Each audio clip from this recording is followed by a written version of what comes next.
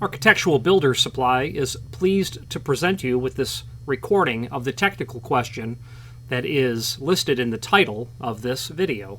This call may be monitored and recorded for quality assurance. Hi.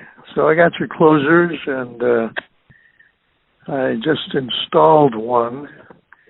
I'm trying to make sure I understand the difference between parallel arms and regular arms. Does parallel mean that when the door is closed, the arms are parallel? Close. What it means is when the door is closed and the closer has been installed in the parallel arm mount type, the main arm of the door closer arm assembly, the main arm, is parallel to the face of the door. The main arm is think of it from your shoulder to your elbow. On the closer, it's from the spindle to the point of articulation where the lower arm assembly is connected. Only half of the arm is parallel. The other part can't be parallel.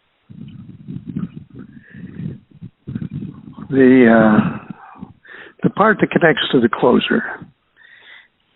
Yeah, that part, long piece, that's the main arm. That's the main arm, the part that connects to the closer. Yeah. So going backwards to the elbow and then to the door jamb, at the door jamb, I use the bracket, and the bracket extends into the room. Yeah, you got it. Yeah. So right now I have the closer installed into the old bracket that's on the door. All right. And that went fine. I got the closer attached to the old bracket that's attached to the jamb. I'm sorry, I got the the arm attached to the old bracket that's attached to the jamb. And I am getting ready to attach the arm to the closer. And the door is wide open. That's what I do? It doesn't matter? Definitely not. That is not the correct way to do that. So obviously, what I'll say here is not deflecting, but reading the installation instructions is the key.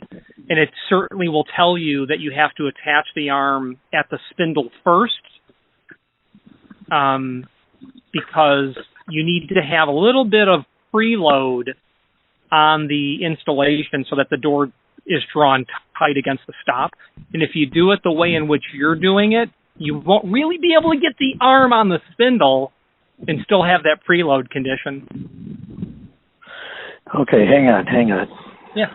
So with what I've described to you, am I supposed to be looking at the regular arm application or the parallel arm application? Right. So of the installation instructions, the only page to look at is parallel arm, which on mine is page 3. Okay, page 3. So you're saying I should not have attached the arm to the jamb bracket? No, sir. That is the proverbial cart before the horse. Okay. So I attach the other end of the arm to the... Put the door closer body on the door and then connect the entire arm assembly to the spindle And then... Wait a minute, the spindle. That's the shaft. The closer body has two shafts that are, it's likely, the I'm top not sure, one. it might be square on that closer. That's the spindle. Right, it is. Yeah. So, closer body goes on the door, the arm goes on the spindle, and then you need to connect what's left over to the jamb. And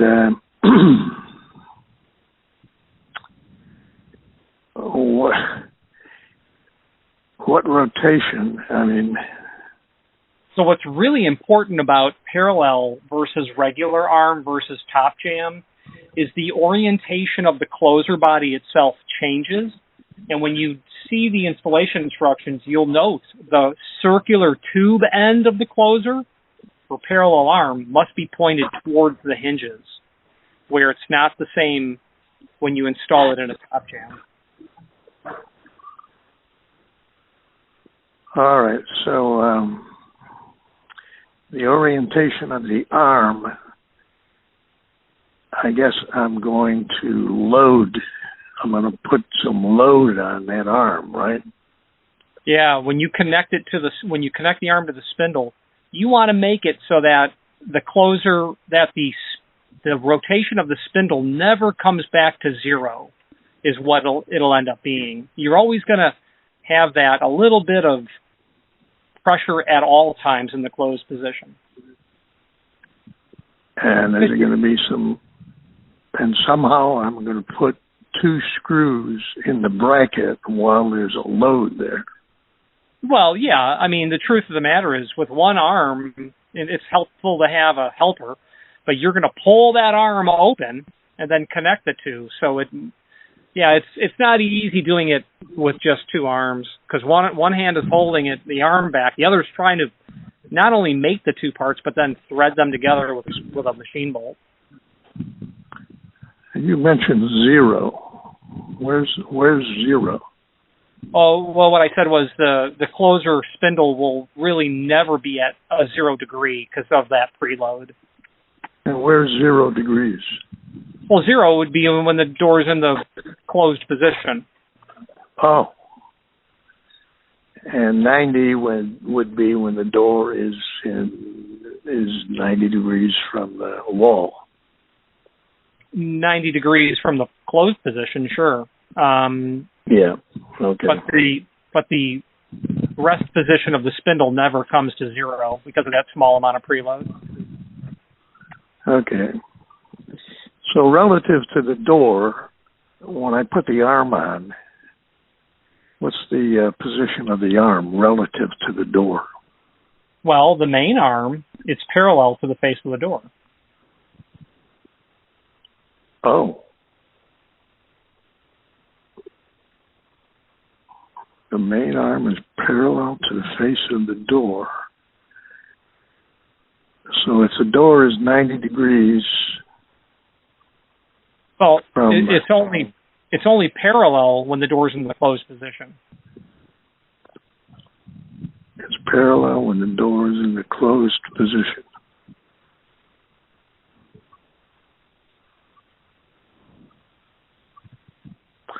The main arm is parallel to the door.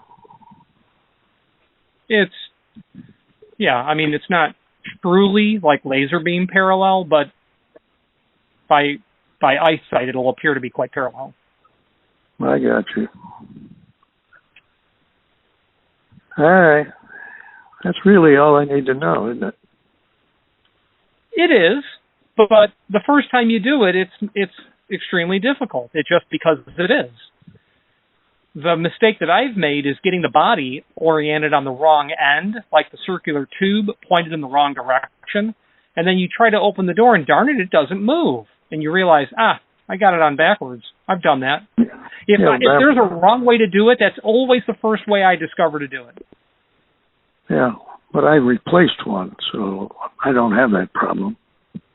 See? You're already expert. Yeah. So, do you suspect I'll have to make some adjustments after I get it screwed in? I would expect that you would have to make minor adjustment on the latch and sweep valves. That would be typical because your environmental conditions, the weight of your door, and your personal taste in terms of how long the sweep and latch speed are, the duration of time. Yeah, you'll have to tweak it slightly. So the label shows 5 adjustments, but my unit has 3 adjustments. That could be because door closers have lots of valves and not all of them come with all features. You'll always have latch and sweep. The next valve is going to be back check. You can easily have back check. You could have delayed action, would be a 4th valve. A 5th valve would be setting the position where that back check or delayed action kick in, so to speak. That's back check. The back check positioning valve would be the 5th valve. And then, of course, you've got adjustment for spring power. So you can have you could have up to 7 places I can think of to stick an Allen wrench into on some closers. Yeah. And other than the socket wrench spring adjustment on the end, the other ones require what? Allen wrenches? Yeah, true, but that should be included. Oh, okay. All right. Well, I think I'm ready to proceed. Well, call back if not, and we'll go over it again. Okay. And your schedule is Monday through Friday? I'll be here till I'm 90, so call anytime. But during the week, I'm generally 8 to 4 Eastern. Yeah. Okay. Is this your cell phone? I'm actually speaking on my cell phone, but the number you called gets me anywhere. Oh, okay. All right. Do you mind calls on Saturday? I encourage them. I'm not a millennial. I grew up hearing a lot of war stories from World War II, so I work on Saturdays. Can I help you? Yeah. Okay. I'm 81. I'm retired, but I like to keep moving. Well, in the construction business, we did keep an informal tally of those carpenters who retired. They should not have retired. Yeah. You need Come that. to Myrtle Beach. There's plenty of construction. Oh yeah. Oh, I bet there is. I've got a customer there. He's got some sort of a bar. I forget the name, Moe's or some weird name, some beach situation. But yeah, it's hopping there. He said. Place is growing like wildfire. All right, Richard. Thanks for the help. Anytime, sir. Thank you. Okay. Have a good weekend. Bye-bye. You too. If you are enjoying this video, please click thumbs up or like, and also please consider subscribing to our channel. Let's move on to the rest of the video. Up in Myrtle Beach. Yes, sir. Okay, so I replaced the 3000 with the 3210 on a bigger door. This one is a 4-foot door. And I notice on your chart, on the adjustment chart, there is no 4-foot exterior outswing door. Is that an omen? Not necessarily. Depends on the weight of the door and the environmental conditions. I would adjust that spring, and I would go to the maximum amount of rotations called out on the chart and just see how it works, or go half that distance. It's a hollow metal door. Yeah, I mean, a parallel arm 4-foot door should have a size 5 spring would be my guess. So I believe that closer is going to handle it easily. Apparently the 3000 handled it. Yeah. All right. I'll give it a shot. Let me know, sir. Yeah, sure. Bye-bye. Bye-bye. Architectural Builders Supply hopes you have enjoyed this program. If you've made it this far into this video, you must be determined to see it through to the end, and we appreciate your hanging in there with us and watching this entire video. It means a lot. It takes a lot of work to create these videos in the sense that, it's time taken away from doing other things. However, the advantage for me personally of creating these videos is the fact that it does allow myself to either learn about something new, to reacquaint myself with something, or to reinforce what I believe that I already know. Any comments that you might leave down below would be greatly appreciated. Thank you. So going over the steps of installation with the client, I just wanted to touch on, the client was saying that they were going to connect the forearm to the parallel arm bracket and then the main arm to the spindle, and I would say do that backwards, or do it in reverse, really. The way the client said it, I think, would be considered backwards. So, and the image that you're seeing of the installed door closer actually happens to be on our new warehouse that we're just moving into.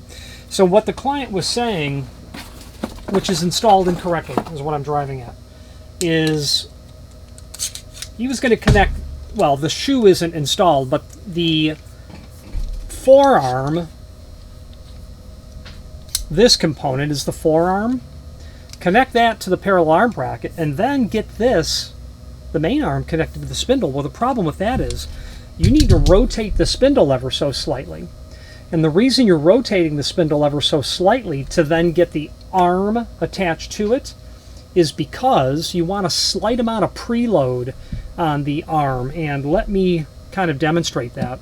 What I've done is I've grabbed a crescent wrench. Now this happens to be an 05 body. This is a Norton 1605, a sister company to Corbin Russwin. And because this wrench is quite small, it takes a lot of force to get it to rotate. Okay. So what you want to do is, with the closer body installed, you want to get the arm attached to the spindle first, so that you can then take the arm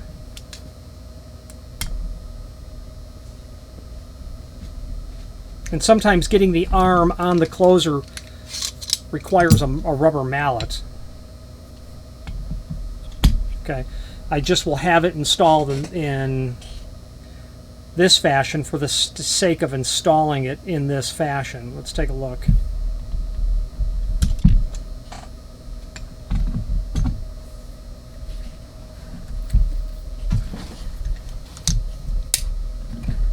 All right, so when you install the closer, you want to have a small amount of preload, and preload is when it's already set to here at all times. There's always a small amount of force pushing the arm back, making the arm, by putting force on the arm to get it to move closer to the closed or zero position, which has the result of sucking the door against the stop face. If you ever have a chance to look at a floor closer that is single acting, it can be center hung or offset, but it's single acting, you'll notice the spindle is always biased. It's not straight down the body. It's always skewed ever so slightly when they're single acting. A double acting won't be, but you'll know it's a single acting floor closer when that spindle is kicked back a little bit. And the reason it is the direction in which it's pointed towards, that's the closed position, because the closer body is always supposed to be pushing the door back. What you want to do is get the arm attached here first, so that you can then take it and rotate it to the point where you can then connect all of this to the header, so that I am maintaining an amount of preload on the closer body. That's the whole point. Doing it in this orientation allows you to maintain preload. I hope that helped describe it. And then again, the photo that is before and after this video is of a condition where they clearly installed it incorrectly.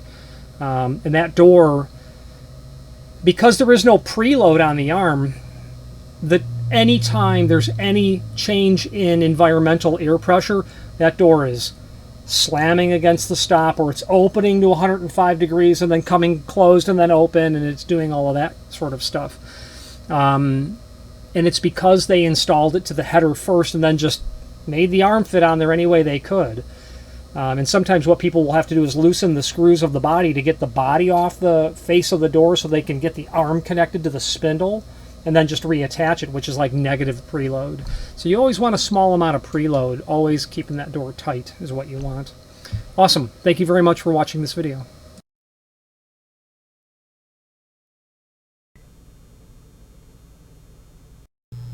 Again, thank you for watching, and if you've enjoyed this video, please click thumbs up. Please subscribe and maybe even send the video to someone that you know. Thank you.